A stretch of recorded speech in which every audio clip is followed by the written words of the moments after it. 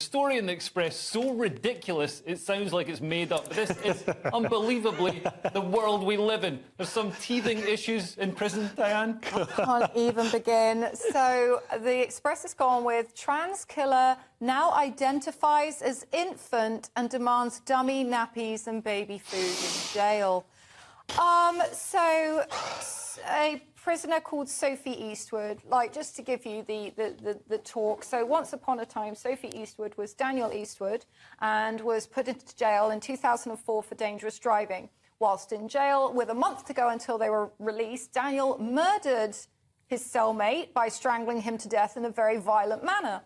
And he was given life with a minimum sentence of 15 years. Then in 2016, after a session with a psychologist, Daniel realised he was a woman and wanted to become Sophie Eastwood. And now in 2023, apparently, Sophie wants to be baby Sophie. And I can't help feeling that I mean, there's limits here. I don't know whether this is a fetish by this person. I don't know whether this person is simply seeing what they can get away with because they're bored. Well, maybe instead of being transferred to a women's prison, they want to be transferred to the naughty step. Yeah, possibly. They definitely... I feel like this is somebody who's just trying to escape from who they are. And unfortunately, it really does...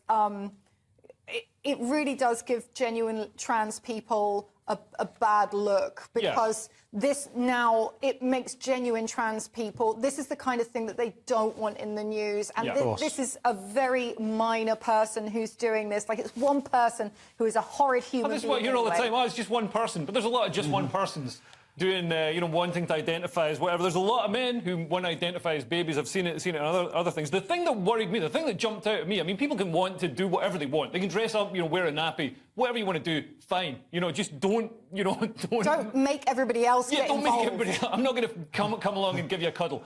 But something that jumped out for me was prison bosses are taking the demands seriously. I really hope they're not. Taking the demands seriously. I tell you why they probably are, is because the process within Scotland enforces that they have to and allows for these things to take place. I mean, I really do love Scotland, Leo. Half my family are Scottish and I love them all dearly. But sounds like you're saying I'm not a racist, but at the end of the day, why you hate Scotland. When the world is going absolutely mental like it is, Scotland is starting to lead the way.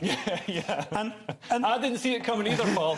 It surprised me. And it's again, it's because of the government within Scotland. You know, you speak to the average Scotsman or woman or trans person, they're not interested in this.